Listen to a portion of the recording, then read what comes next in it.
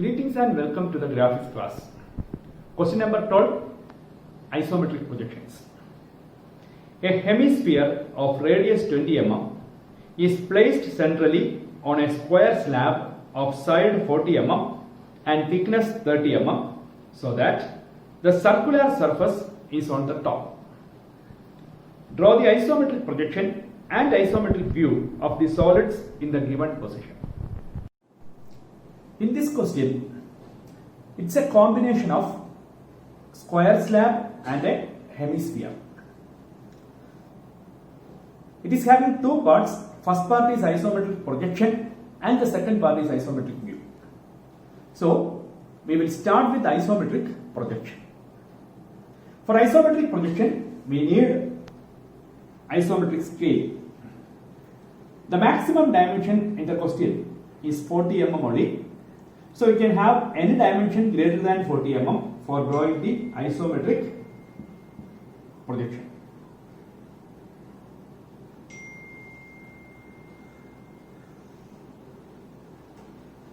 Okay. So along AB you can take 40 as the maximum dimension. You can have a parallel line. So you will get AD1 as the isometric length for 40 mm. Now the next dimension you require is actually 25. So it is E1, and then another dimension is 20, that is F1. I think the scale is familiar to you. So now I am moving to the symbol position. For drawing the symbol position, initially we need the XY line. Here it is mentioned that the square prism or square slab is having 40 mm one side. 40 mm one side. So this is of 40 mm. So all sides are of 40 mm. Okay. Another interesting thing is the hemisphere is having the radius as 20. So exactly it will pass through the extreme ends of the square.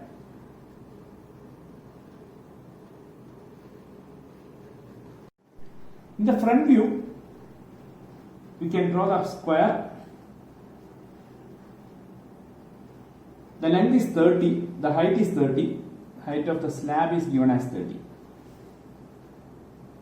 And on top of that, centrally, you are having the hexagon. Sorry, not hexagon, it is hemisphere. So, from here to here it is 20. So by taking 20 mm as a radius, you can draw the semicircle above that. Okay, so this is the symbol position. Now we have to draw the isometric projection. So what are the dimensions which we have taken here? We have taken all the dimensions from isometric scale. 40 means it is 40 corresponds to isometric length. 30 means 30 corresponds to isometric length. 20 means 20 corresponds to isometric length. All these are taken from isometric scale. Now based on this we are going to draw the isometric projection. So how to draw the isometric projection? You have to draw the horizontal line. To the horizontal line, the isometric axes are inclined at 30 degree, or simply we can say they are mutually inclined at 120 degree. See that? So, as the next step, it is very simple to take this dimension. Okay, one side of the base, and from there you can have a line parallel to this isometric axis. Again the same dimension you can take and you can mark it here. Now next you can have another line parallel to the next isometric axis and you are getting the final point. So you are getting a rhombus. From each point of the rhombus you have to take this much height. That is the height from the isometric scale corresponding to 30. So that length you have to take.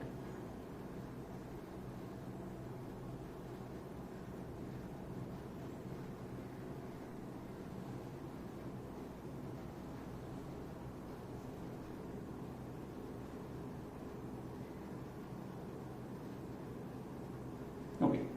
Now we can join all these points.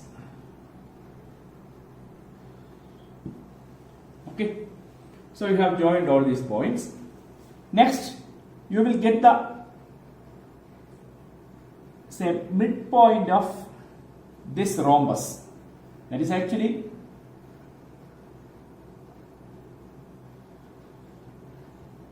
this one. So let it be point P. I am marking it as point P. Here also I am marking a point P because these two are the corresponding points. That is where the hexagon is touching the top base. That is the point P. What is the next step? There you have to find out what should be the height. The height is 20.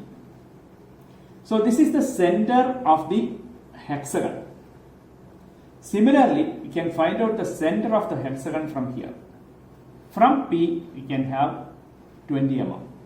That is the center of the hexagon. How will you get that 20? 20 is actually the isometric length from here. You can measure this CP and same CP you are marking here. So that CP you are having here. Okay. So what about this C? C is the center of the circle on top of the hexagon. Next we have to draw the hemisphere. The hemisphere I am drawing using the black pen. You can have a horizontal line through C, which is the center of the hemisphere.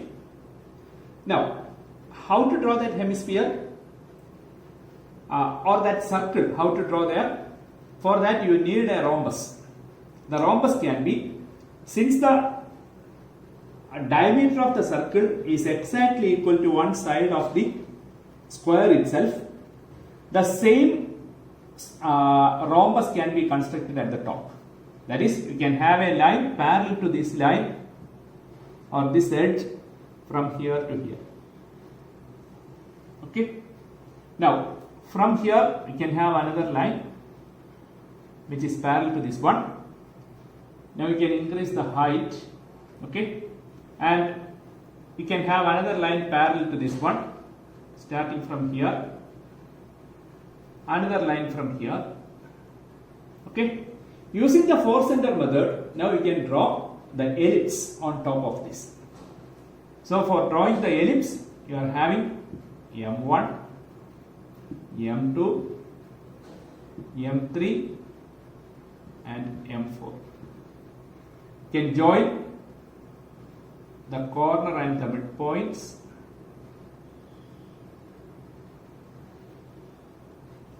Okay,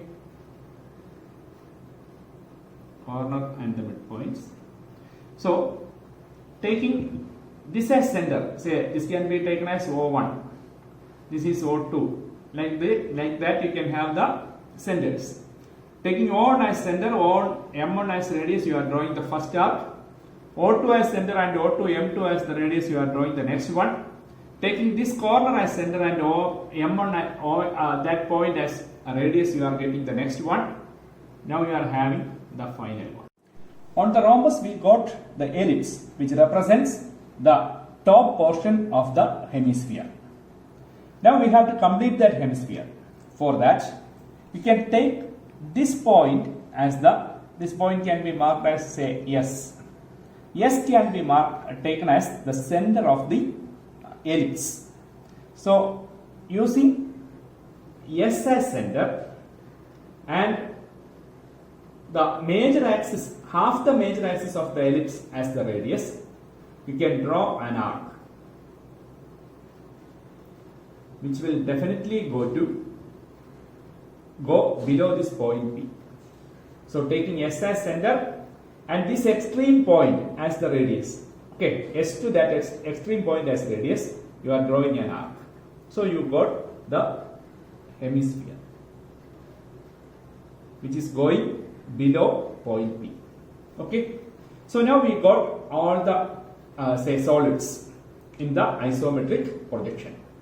How to get the visibility? For checking the visibility, all the outer edges are visible. So this portion is visible, this is visible,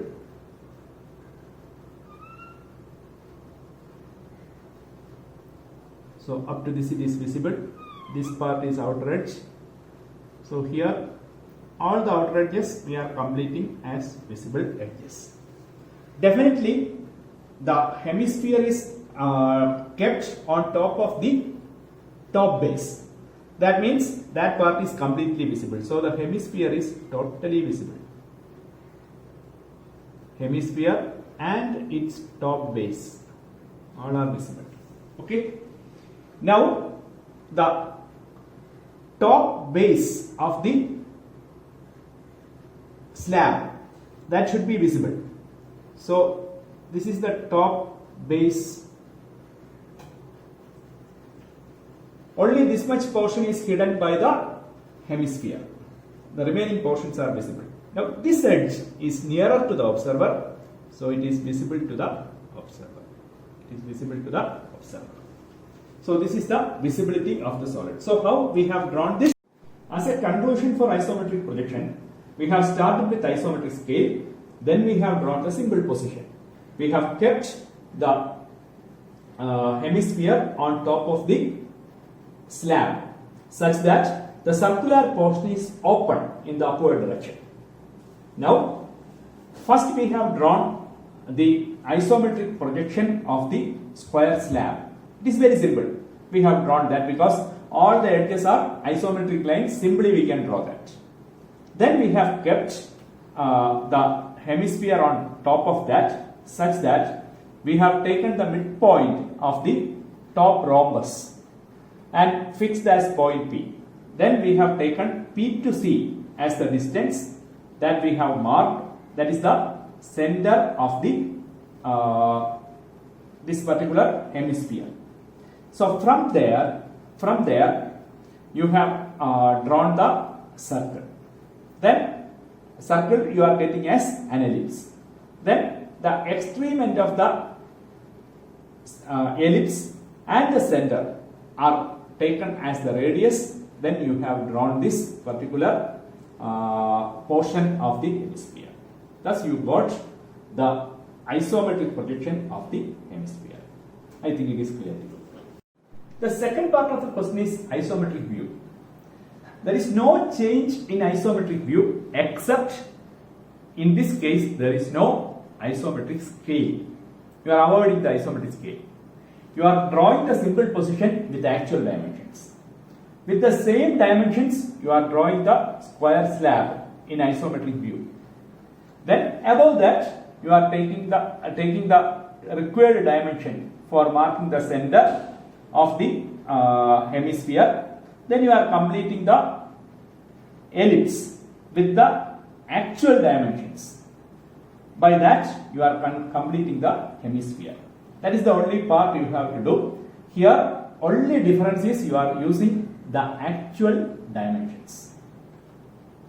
I think it is clear to you. You can practice it.